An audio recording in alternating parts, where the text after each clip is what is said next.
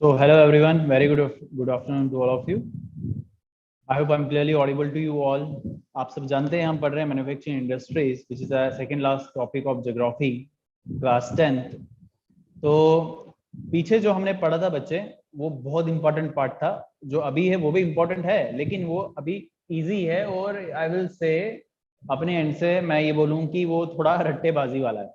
जो पीछे जो पढ़ा था इंपॉर्टेंस या फैक्टर्स या मिनरल बेस्ड इंडस्ट्रीज कौन सी होती है या क्लासिफिकेशन जिसको बोले हम, या एग्रो बेस्ड इंडस्ट्रीज कौन सी होती है, वो सब पढ़ा था हमने। आज हम एग्रो बेस्ड और मिनरल बेस्ड के आगे बात करेंगे। अभी जो आज हम पढ़ेंगे mainly that will be mainly related to agro based industries. Okay, तो I am going to share the screen with you all. देखो बच्चा, ये पीछे वाला स्लाइड है जो आप सबने पढ़ा था, ठीक है। तो जब हम यहाँ पे बात करते हैं इन इंडस्ट्रीज की, इसमें हमने ये जो पॉइंट था ये नहीं पढ़ा था। दैट वाज इसकी क्लासिफिकेशन में हमने ये नहीं पढ़ा था, bulk and weight of raw material and finished goods. ये क्या होता है इसको पढ़ लेते हैं हम। हैवी इंडस्ट्री और लाइट इंडस्ट्री, नाम से पता चल रहा होगा हैवी इंडस्ट्री और लाइट इंडस्ट्री से क्या कहने का मतलब होता है। हैवी इंडस्ट्री यानी कि जहां जो हैवी हो, यानी कि आयरन एंड स्टील इंडस्ट्रीज की बात कर रहा है, राइट। तो यहाँ जैसे बताया भी गया है, थोड़ा सा मार्कर को सिलेक्ट कर लूं। हाँ, तो देख लीजिए यहाँ बताया जा रहा है heavy industry use heavy and bulky raw materials and produce heavy materials जैसे iron and steel। okay, now light से आपका मतलब यानी कि जैसे इलेक्ट्रिक फैंस या कोई भी घड़ी ले लीजिए या इलेक्ट्रॉनिक चीजें ले लीजिए। Light industry use light raw material and produce light materials. बस इतना ही याद करना। क्लासिफिकेशन में अगर मैं दोहराऊं, आपने पढ़ा था रॉ मटेरियल से, जो अभी आपने पढ़ लिया रॉ मटेरियल से रिलेटेड, कैपिटल इन्वेस्टमेंट से रिलेटेड, लार्ज स्केल और स्मॉल स्केल क्या होता है, ओनरशिप से रिलेटेड भी हमने पढ़ा था, प्राइवेट, पब्लिक, ज्वाइंट, कॉर्पोरेट, और एग्रो बेस्ड क्या होते हैं, मिनरल बेस्ड क्या होते हैं। अभी हम एग्रो बेस्ड और मिनरल बेस्ड पे आते हैं, ठीक है बच्चे। Agro based industries, agro based industries में हमने कई सारी एग्जांपल्स आप लिख सकते हैं, जिसमें कॉटन लिख सकते हैं, जूट लिख सकते हैं, वुलन लिख सकते हैं, सिल्क लिख सकते हैं, सिंथेटिक लिख सकते हैं। इवन एग्रो बेस्ड में शुगर भी आती है, सो डोंट स्किप, शुगर भी एग्रो बेस्ड इंडस्ट्रीज में ही आती है। लेकिन आपको पेपर में सारे नहीं पूछे जाएंगे, यानी कि आपके बुक से रिलेटेड आपको सब नहीं पढ़ना है। आपने क्या क्या पढ़ना है, तीन पढ़ने हैं, कॉटन पढ़ना है, जूट पढ़ना है और शुगर पढ़ना है। तो ये मोस्टली जो पार्ट है आपको याद करने वाला है। याद करने से मतलब मेरा है आपको रट्टेबाजी मारनी है इसकी, कहाँ पे कौन सा पाया जाता है, वो सारी चीजें, फीचर्स आपको याद रखने हैं, लोकेशंस याद रखनी है, और साथ ही साथ कुछ प्रॉब्लम्स हल्की फुल्की वो याद रखनी है। अभी हम कॉटन टेक्सटाइल की बात करते हैं। कॉटन टेक्सटाइल कहा जा रहा है was setup in Mumbai in 1854। Okay, आपको पता होना चाहिए कि जो इंडिया का कॉटन है इज वेरी फेमस, स्पेशली ये कहाँ जाता है, अमेरिका, यूके, फ्रांस में जाता है, वहाँ काफी फेमस है। The cotton textile is mainly located in Maharashtra and Gujarat, Hindustan की बात करें, और ये पेपर में पूछे भी जाते हैं। लोकेशंस आपको मैप के द्वारा याद रखने पड़ेंगे। महाराष्ट्र की बात करें, मैप पर जो होगा उसमें आपको पता चल जाएगा। महाराष्ट्र में अगर हम बात करें, मुंबई, शोलापुर, पुणे, वाडा, जलगांव, नागपुर, यहाँ पे ये है। गुजरात में भी कई सारे लोकेशन जैसे अहमदाबाद, वडोदरा, सूरत, राजकोट, तो ये सारी पोरबंदर, ये सब गुजरात के एग्जांपल्स हैं। ओके, इसके और भी कॉटन टेक्सटाइल हैं जो लोकेटेड है हिंदुस्तान में। West Bengal is there, UP is there, but at least अब सारी एकदम, तमिलनाडु इज आल्सो देयर। आपको सारे नहीं, एटलीस्ट जो मेनली महाराष्ट्र, गुजरात है, वो तो याद रखना ही रखना पड़ेगा। So Maharashtra is the leading one. Good transport facilities including port facilities की रिक्वायरमेंट रहती है, और लेबर की अवेलेबिलिटी चाहिए इसके लिए। एनवायरनमेंट यानी कि क्लाइमेट चाहिए गुड, और अच्छा एनवायरनमेंट के साथ साथ मॉइस्ट चाहिए, ज्यादा ना गर्मी ना ज्यादा बारिश। मेन एक्सपोर्ट्स जो हैं इसके, वो Japan, USA, UK, France, Sri Lanka, Nepal, east European country जाता है। बोलते हैं अब कॉटन टेक्सटाइल को बच्चे तीन तरीके से, तीन मेथड से इसकी यू कैन से विविंग होती है। विविंग के अलग अलग तराशा जाता है अलग अलग तरीकों से, जैसे यहाँ पे बताया गया है किन किन तरीकों से, गाइनिंग, स्पिनिंग, स्पाइनिंग, वीविंग, डाइंग, ये अलग अलग इन्वॉल्व प्रोसेसेस की इन्वॉल्वमेंट होती है।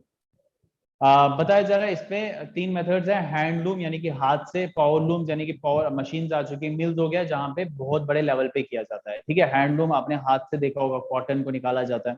निकाला जाता था, अभी तो कम हो चुका है। पावरलूम्स यानी कि अगर जब मशीन्स को सेटअप किया जाए, और मिल्स यहाँ पे मल्टीपल एक बड़े लेवल पे इसकी प्रोडक्शन हो कॉटन टेक्सटाइल, ठीक है, कॉटन की। Cotton textile industry involve spinning, ginning, weaving, dyeing, designing, tailoring, packaging to produce readymade garments. Garments बनाने के काम आता है।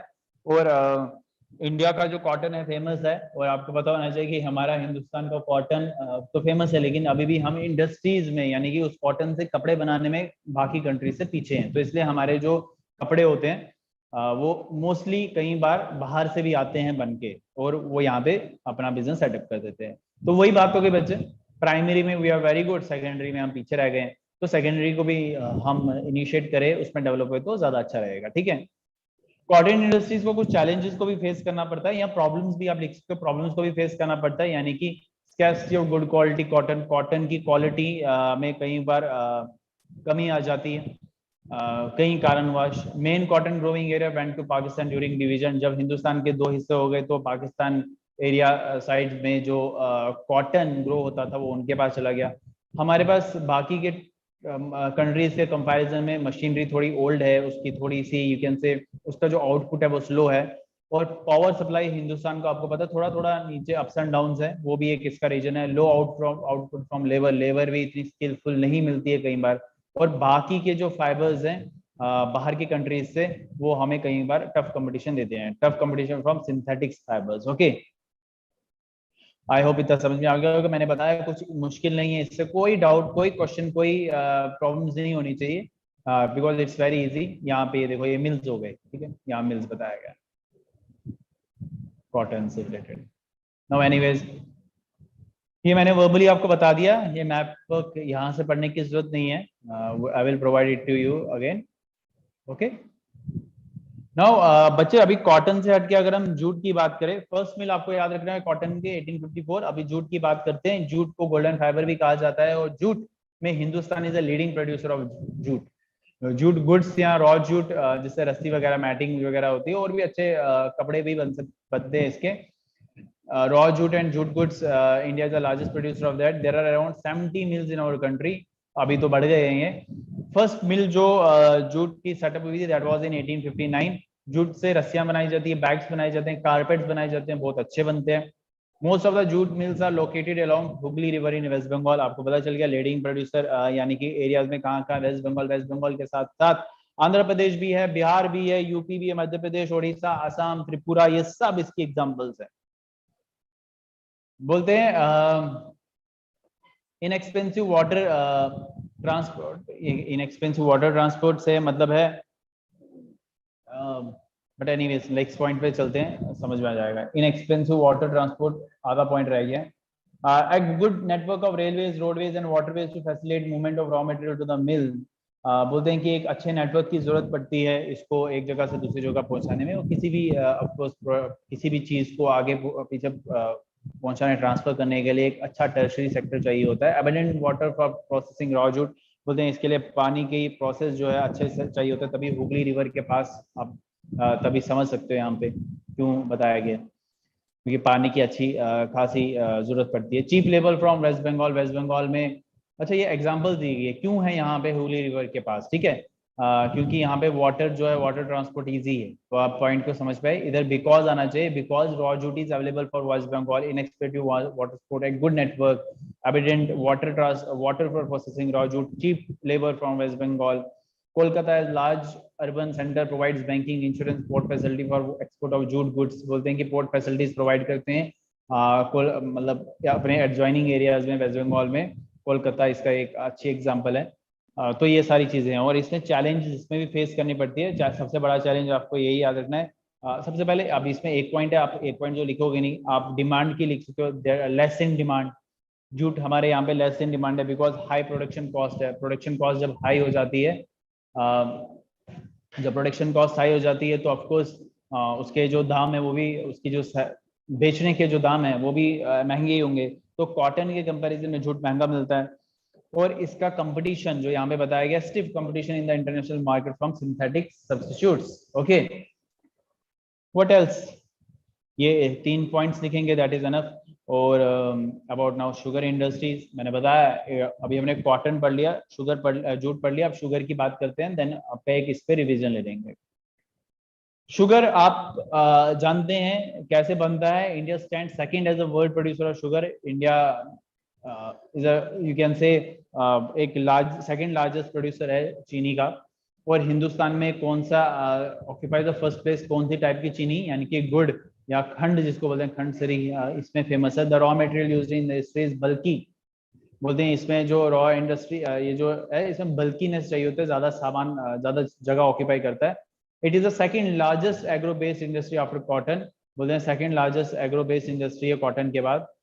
2010 से 2011 there were around 662 sugar mills in country spread over UP, Bihar, Maharashtra, Karnataka, Tamil Nadu, Andhra Pradesh, Gujarat, Punjab, Haryana, Madhya प्रदेश।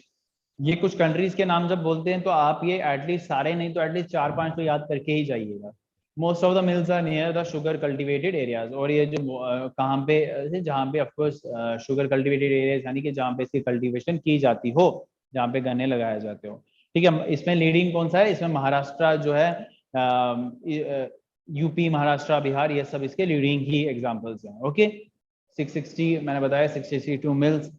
और इसके कुछ प्रॉब्लम्स जो हमने पीपीटी में कवर नहीं किया, but still you can remember problems क्या होता है। ये सीजनल इन नेचर होता है। हाँ लिखा, मेजर चैलेंजेस क्या है। Eating seasonal in nature include the seasonal nature of the industry, old and inefficient methods of production. इसके जो अभी प्रोडक्शन मेथड्स हैं वो पुराने पे ही अभी निर्भर हैं, हमने नई टेक्नोलॉजी को अडॉप्ट नहीं किया है। ट्रांसपोर्ट डिले है, जो ट्रांसपोर्टेशन का वो इशू आ जाता है, क्योंकि बल्कि सामान है तो कई बार जो इसकी प्रोडक्शन जो कॉस्ट हो जाती है, ट्रांसपोर्टेशन की जो कॉस्ट हो जाती है वो थोड़ी बार महंगी हो जाती है। तो दीज आर एनफ। 3-4 पॉइंट्स भी लिखेंगे, 3 पॉइंट्स आर एनफ अगर 3 पॉइंट्स बताए जा रहे हैं। और in the notes we will provide you in a much better way, उसमें कुछ और पॉइंट्स को भी हम कवर कर ही लेंगे। ओके, तो अभी तक जो हमने पढ़ा एग्रो बेस, में इस पे फोकस इसलिए करूंगा क्योंकि एग्रो बेस से क्वेश्चन पूछे जाते हैं। जो अभी इस पे अगला जो मिनरल बेस्ड है जिसमें हम आयरन एंड स्टील इंडस्ट्री के बारे में पढ़ेंगे, एल्यूमिनियम के बारे में पढ़ेंगे, या केमिकल्स जैसे फर्टिलाइजर इंडस्ट्री, ये सब पढ़ेंगे। तो वो ये ठीक है, वो हो जाएगा कवर। कॉटन की बात करें, जूट की बात करें, शुगर की बात करें, आपने सब कवर कर लिया। इसमें शुगर की बात करें तो शुगर में एक पॉइंट स्किप हो गया हमसे, तो आपको याद रखना है इसकी फर्स्ट मिल कब इंट्रोड्यूस हुई थी, कब सर्टिफिकेट हुई थी, 1903 में, क्योंकि एमसीक्यूज में ही पूछा जा सकता है। और एमसीक्यूज में एक चैप्टर से आपसे कई सारे क्वेश्चंस पूछे जा सकते हैं, तो जितना आप याद करोगे उतना कम हो जाएगा आपके लिए। तो एमसीक्यूज को कवर करने के लिए the best suggestion is, recommendation is, जितने एमसीक्यूज अटेम्प्ट करोगे उतना अच्छे से चैप्टर आप कवर करोगे। ओके, बाकी सारी चीजें हो गई कवर। कल हम मिनरल बेस्ड इंडस्ट्रीज से आएंगे, और मोस्ट प्रॉब्ली कल या परसों में 2 लेक्चर्स में ये कवर हो जाएगा। आज का जो शॉर्ट लेक्चर था specially on agro based industry को कवर कर लिया, और उससे पहले हमने ये भी पढ़ लिया कि बेस्ड ऑन रॉ मटेरियल जैसे कि हैवी और लाइट क्या होता है इंडस्ट्रीज, वो हमने कवर कर लिया। ठीक है, सो आई होप ये चैप्टर कवर हो गया होगा। कल हम इसके आगे का कंटिन्यू करेंगे।